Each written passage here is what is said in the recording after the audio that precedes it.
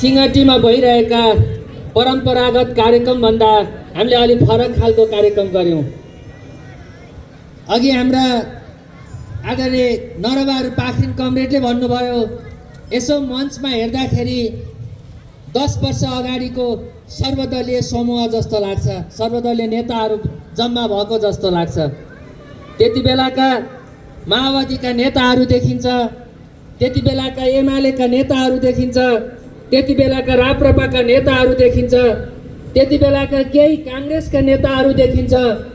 तर हामीसँग झन्डा हँसिया हथौडा अङ्कित छ। हाम्रो पार्टीको नाम फेरिएको छ। हामीले पार्टीको नाम नेपाली कम्युनिस्ट पार्टी बनाएका छौँ र हाम्रो चुनाव चिन्ह फेरिएको छ र हाम्रो एउटै चुनाव चिन्ह बनाएका छौँ। हामीले तारा चुनाव चिन्ह लिएर आएका छौँ। सायद आज कलाकार भाइ बहिनीहरूले सबैले तारा तारा तारा चम्किलो तारा भनेर गीत गाइरहँदाखेरि सबैको एउटै गीतमा मात्रै किन नाचेको होला भन्ने लाग्यो होला धेरै बुबा आमा दाजुभाइ दिदीबहिनीहरूलाई। तर यो हाम्रो चुनाव चिन्ह आजको सन्देश सभाको एउटा नयाँ सन्देश भनेको हाम्रो चुनाव चिन्ह बदलिएको छ, हाम्रो पार्टी बदलिएको छ। हाम्रो पार्टी हिजोका इतिहासका तिता मिठा कुराहरू सबै सिकेर, भनिन्छ नि सबै विगतहरू इतिहास बन्छन्, के अरे इतिहासहरू सबै विगत हुन्छन्, तर सबै विगतहरू इतिहास बन्न लागेका हुँदैनन्। त्यसमा ती इतिहासहरू त्यस्तो गर्व गर्न लायकका क्षणहरू हुनुपर्छ। त्यसका सकारात्मक कुराहरूलाई ग्रहण गर्नको लागि मात्रै हामीले विगतलाई सम्झन्छौँ, हामी नकारात्मक कुराहरूलाई छोडिदिन्छौँ। त्यसैले सबै विगतहरू इतिहास हुँदैनन् र हाम्रो पार्टीका, हाम्रो राजनीतिक आन्दोलनका आफ्ना आफ्ना विगतहरू छन्। एउटा पार्टीको एउटा विगत छ।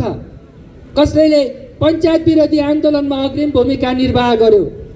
नेकपा एमाले भित्रको पनि एउटा विगत छ, जसले कम्युनिस्ट पार्टीलाई एउटा प्रजातान्त्रिक प्रक्रियामा जनताको माझमा जोड्ने काममा, जनताको बहुदलीय जनवाद मार्फत जनताको माझमा कम्युनिस्ट पनि चुनावमा भाग लिन सक्छ र बुढाबुढीहरूलाई सेवा गर्न सक्छ, अनाथहरूलाई सेवा गर्न सक्छ। त्यो कम्युनिस्ट पार्टीको काम है भन्ने कुरा नेकपा एमाले गरेको थियो।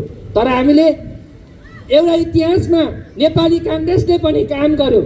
तर पछिल्लो सत्य भनेको तपाईँ हामीलाई थाहा छ कि नेकपा एमाले हरेस खाएर छोडेको बाटो नेपाली काङ्ग्रेसले 7 सालमा उठायो कि संविधान सभाबाट यो देशमा सङ्घीय गणतन्त्र स्थापना गर्न सकिन्छ, देशमा व्यवस्था बदल्न सकिन्छ, देशमा राजतन्त्रको अन्त्य गर्न सकिन्छ र जनताको छोरीलाई राष्ट्रपति बनाउन सकिन्छ, जनताको छोरोलाई राष्ट्रपति बनाउन सकिन्छ भन्ने कुरा उनले सिद्धान्तमा लेखेको थियो।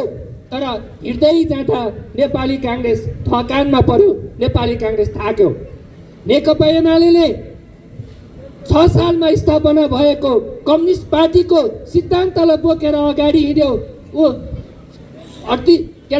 झापा सङ्घर्ष हुँदै तपाईँ 36 सालसम्म 38 सालसम्म केही कोसिसहरू गर्यो, तर अब नसकिने रहेछ भनेर नेकपा एमालेको एउटा टिम पनि अब यो त्यति बेला त केपी ओलीले भन्नुहुन्थ्यो यो पहाडमा कुइनो ठोक्काउने जस्तो काम माओवादीले गरिरहेको छ, जनयुद्ध लडेर गणतन्त्र आउँदैन भन्ने कुरा उहाँले भनिरहनु भएको थियो। तर ती सबैलाई जवाफ दिएर पछिल्लो सत्य भनेको जनयुद्धको प्रक्रियाबाट यो देशमा नयाँ व्यवस्था आयो र त्यसमा जो 19 दिने जनआन्दोलन मार्फत सबै राजनीतिक दलहरूले त्यसलाई स्वामित्व लिने काम भयो।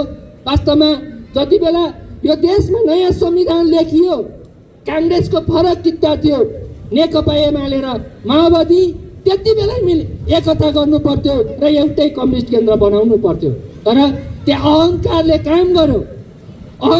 काम गर्यो, किनभने भर्खर जनयुद्धबाट आएको माओवादी यतिखेर पार्टी एकता गर्यो भनेदेखि सायद एमालेको अस्तित्व हराउँछ कि भन्ने जस्तो त्यहाँ एउटा इगोले काम गर्यो, अहङ्कारले काम गर्यो।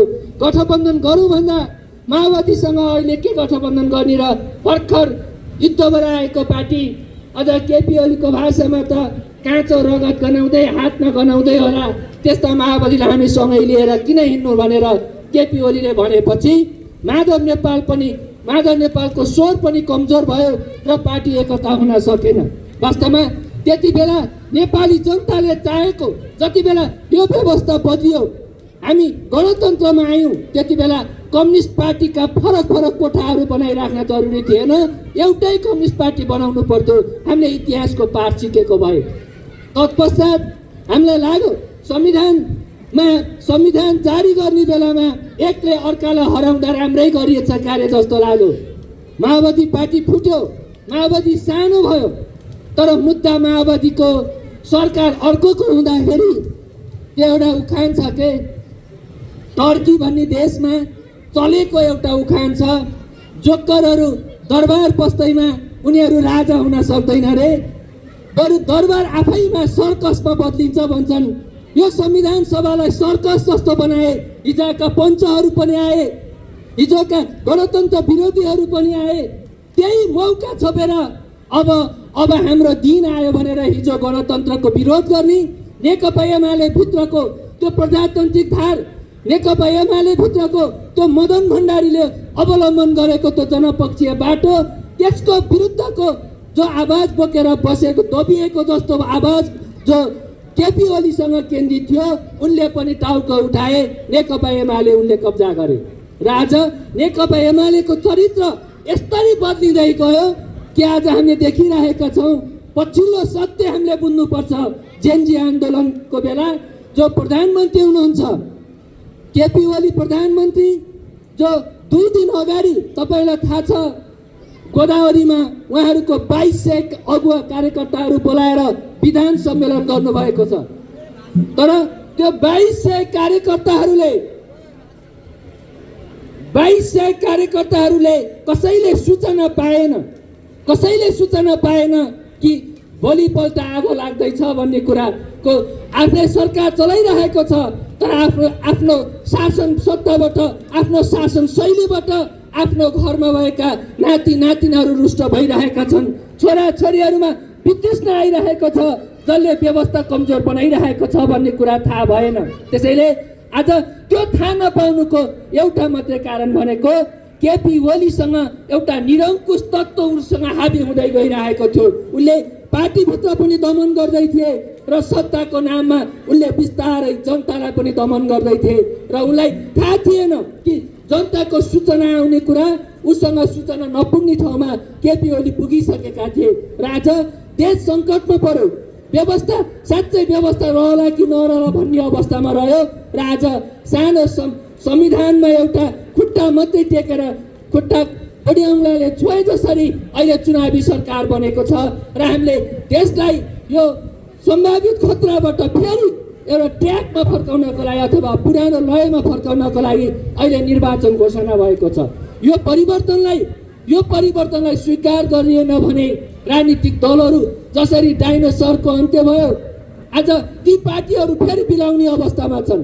आज हामीले देखिरहेका छौँ, हामीसँग राष्ट्रहित नै हाम्रो स्वार्थ हो। हामीले सत्ता केन्द्रित होइन, देशलाई बचाउने मूल नारा लिएर हामी अगाडि बढेका छौँ भने सबै देशभक्तहरू, सबै कम्युनिस्टहरू एउटै झन्डा मुनि गोलबन्द हुनुपर्छ। त्यति बेला मेरै गोरुको 12 टक्का भने चाहिँ मेरै पार्टीको नाम चाहिन्छ, मलाई यही पद चाहिन्छ, यही चुनाव चिन्ह चाहिन्छ। चुनाव चिन्ह ठुलो कुरा होइन, हामीलाई नेपालको नक्सा चाहियो, हामीलाई नेपाली हुनु पर्यो। हामीलाई पार्टी ठुलो कुरो होइन, हामीलाई हाम्रो देशको नाम नेपाल भनेर लेख्न पाउनु पर्यो र हाम्रो नागरिकता बदलिनु भएन। नागरिकतामा हामीले नेपाली नागरिक भएर बाँच्न पाउनु पर्यो। त्यसको लागि आज हामीले माओवादीलाई विघटन गर्यौँ, एकीकृत समाजवादीलाई विघटन गर्यौँ, केशव दाहालहरूले माओवादी कम्युनिस्ट केन्द्रलाई विघटन गर्नुभयो र 16-17वटा पार्टीहरू विघटन गरेर आज हामीले नेपाली कम्युनिस्ट पार्टी बनाएका छौँ। तपाईँहरूले देख्नुहुन्छ वारीपट्टि, तपाईँ यही खोलाको साथ राखेर हेर्नुहुन्छ भने वारीपट्टि जो आफ्नो स्वार्थभन्दा माथि रहेर सबै चिज छोडेर हामी देशको माया गरौँ, आफ्नो जनताको माया गरौँ, देश बचाउनको लागि, जनता बचाउनको लागि हामी एउटा झन्डा मुनि गोलबन्द हौँ भन्ने वारीपट्टि छ। पारीपट्टि अर्को मेला लागेको छ। आज तपाईँले देखिरहनु भएको छ, भक्तपुरमा एउटा मेला लागिरहेको छ, जहाँ पार्टीको नाम एमाले भनिएको छ, त्यो मेलाको नाम महाधिवेशन भनिएको छ। कम्युनिस्ट पार्टीको महाधिवेशन भनेको त्यति ठुलो सभा हो जहाँनिर जसले नीतिमा छलफल गर्छ, जसले नेता छान्ने काम गर्छ, जसले अहिलेसम्म काम गरेका कुराहरूको समीक्षा गर्ने गर्छ। तर हामीले गाउँमा यसो देख्ने गरेका छौँ, तपाईँ सहकारीको साधारण सभा गर्दाखेरि त वर्षभरिको समीक्षा हुन्छ, सामुदायिक वनको साधारण सभा हुँदा त वर्षभरिको समीक्षा हुन्छ। पार्टीको महाधिवेशन भनिएको छ, केपी ओलीले 1 महिना अगाडि उहाँले घोषणा गरिदिनु भयो, म बोल्छु र महाधिवेशन सकिन्छ, महाधिवेशन सकिन्छ। र उहाँले जति बेला पार्टीको अध्यक्ष बन्दै गर्दा उहाँले 2टा प्रस्ताव राख्नु भएको थियो। एउटा, म दोस्रो हुने, म पटक पटक एउटै कक्षामा दोहोरेर म पढ्दिनँ, म एकचोटि अध्यक्ष हुन्छु र म दोहोऱ्याएर आउँदिनँ भन्नुभयो एउटा। दोस्रो कुरा, 70 वर्ष पुगेपछि नेकपा एमालेमा अरू पार्टी जस्तो होइन। उहाँले त्यति बेला पनि हामीलाई माओवादीलाई गाली गर्नुभएको थियो, तत्कालीन माओवादीलाई। माओवादी जस्तो त्यस्तो युद्ध सरदारहरूको पार्टी होइन, हामी प्रजातन्त्री पार्टी हो। त्यस हिसाबले हामीले एउटा उमेर हद लगाउँछौँ। 70 नागेपछि 70 नागेका नेताहरू यो पार्टीको नेतृत्वमा रहँदैनौँ भनेर उहाँले 2टा नारा दिएर उहाँ अध्यक्ष बन्नुभयो। तर आज उहाँहरूको विधानबाट दुईचोटिको कार्यकालको शर्तलाई पनि हटाइयो, 70 वर्ष उमेर हदलाई पनि हटाइयो। हुँदा आज पार्टीका नेताहरू सबै मिलाउनको लागि अस्ति भर्खर 3 महिना अगाडि पास भएको विधानलाई पनि फेरि उहाँले एउटा चिरकट हालेर यसलाई पनि संशोधन गर्नुपर्छ र सबै नेताहरू हटाउनुपर्छ भनेर उहाँ फेरि जाँदै हुनुहुन्छ। यसको मतलब मैले अर्काको पार्टीको चर्चा गर्नु थिएन, तर तपाईँहरूले बुझ्न जरुरी छ। किनभने देशमा एउटा यस्तो अभ्यास भइरहेको छ कि विधि प्रक्रिया पुर्याएर नयाँ तानाशाहहरूको जन्म हुँदैछ। आज भक्तपुरबाट फेरि नयाँ नेपाली हिटलरको घोषणा गर्ने दुराशयले केपी ओलीहरू त्यहाँनिर लागिरहेका छन्। नेकपा एमालेको अध्यक्ष हुँदै उनीहरू फेरि नयाँ तानाशाहलाई जन्माउने, नयाँ तानाशाहलाई पार्टीबाट अनुमोदन गर्ने र फेरि जनताको नाममा पार्टीले भोट मागे जस्तो गरेर जनताको भोट लिने र एउटा गिरोहले देशलाई चलाउने। यहाँ नेताहरूले भन्नुभयो नि, सार्वजनिक सम्पत्तिहरूको दोहन गर्ने र त्यो गिरोहबाट देश चलाउनको लागि एउटा तानाशाह त्यसरी जन्माउने यहाँ खेल भइरहेको छ। त्यसैले त्यसको लागि यो कम्युनिस्ट पार्टीको नाममा एउटा ठुलो विकृति भयो। त्यसैले कम्युनिस्ट पार्टीको लागि पद ठुलो कुरो होइन, सत्ता ठुलो कुरो होइन, जनता सबभन्दा ठुलो कुरा हो, देश सबैभन्दा ठुलो कुरा हो। त्यसैले जब देशलाई सङ्कट पर्छ, जब जनताहरूले अभावको महसुस गर्छन्, त्यति बेला कम्युनिस्ट पार्टीले आफ्नो पद छोड्न तयार हुनुपर्छ, आफ्नो अडान छोड्न तयार हुनुपर्छ। यही हो फरक आज एमाले र हाम्रो नेपाली कम्युनिस्ट पार्टीको बिचमा। त्यसैले एउटा तानाशाह त्यसरी जो जन्मिँदैछ, अर्को तानाशाहको खतरा हामीले देखिरहेका छौँ, जसले तपाईँहरूलाई लाग्छ यी सबै नेताहरू भ्रष्ट भए, सबै पार्टीहरू पुराना भए, सबै नेताहरू काम नलाग्ने भए होला। 1-2 नेताहरूको भ्रष्ट चरित्रको कारण आज राजनीति गर्ने असल कार्यकर्ता, स्वाभिमानी कार्यकर्ताहरू पनि समाजमा उभिँदा ऊ पनि डराउनु पर्ने जस्तो अवस्था आइरहेको छ। त्यो कसले बनायो भन्दा तिनै 1-2 जना पार्टीको नाममा, प्रजातन्त्रको नाममा जनताबाट भोट लिएर भोटबाट पनि तानाशाह आउँदो रहेछ भन्ने कुरा हामीले बिर्सनु हुँदैन। तिनै मान्छेहरूले आज इमान्दार निष्ठावान नेता कार्यकर्ताहरूलाई पनि अप्ठ्यारो बनाइरहेको अवस्था छ। आज यही कुराले, यसैको आड लिएर सबै नेताहरू एउटै हुन्, सबै पार्टीहरू एउटै हुन्, सबै पार्टीहरू भ्रष्ट हुन् भनेर फेरि अर्को स्वतन्त्रको नाममा, अन्य विभिन्न पार्टीहरूको नाममा, आज फेरि नयाँ पार्टीहरूको नाममा आज फेरि अर्को तानाशाह जन्माउन खोजिँदैछ, जसले मन नलाग्ने बित्तिकै सिंहदरबारमा आगो लाउन पाउनुपर्छ भन्छ, जसले मैले भने जस्तो भएन भने म नारायण हिटी जलाइदिन्छु भन्छ, जसले मैले भनेको जस्तो भएन भने संविधान म च्यातिदिन्छु भन्छ। त्यो कानुनभन्दा माथि त्यो देशको ऐन कानुन र हाम्रो जो ऐन कानुन त परै जाओस्, हाम्रो सामाजिक मूल्य मान्यता भन्दा पनि माथि रहेर देश जनतालाई म शासन गर्छु भनेर फेरि अर्को तानाशाह जन्मिने खतरा छ। त्यसैले यी दुवै अतिवादी तानाशाहहरूलाई रोक्नको लागि, यी तानाशाहहरूबाट देशलाई जोगाउनको लागि र त्यो अन्तर्राष्ट्रिय शक्ति केन्द्रका कठपुतलीहरू जो नेपालबाट जन्माउन खोजिराखेको छ, त्यहाँबाट मुलुकलाई जोगाउनको लागि हामीले आज नेपाली कम्युनिस्ट पार्टी जन्माएका हौँ। र यो नेपाली कम्युनिस्ट पार्टी आज हेर्दा 15-16वटा पार्टीहरू मिलेको देखिन्छ, तर यो जनताको मेल हो।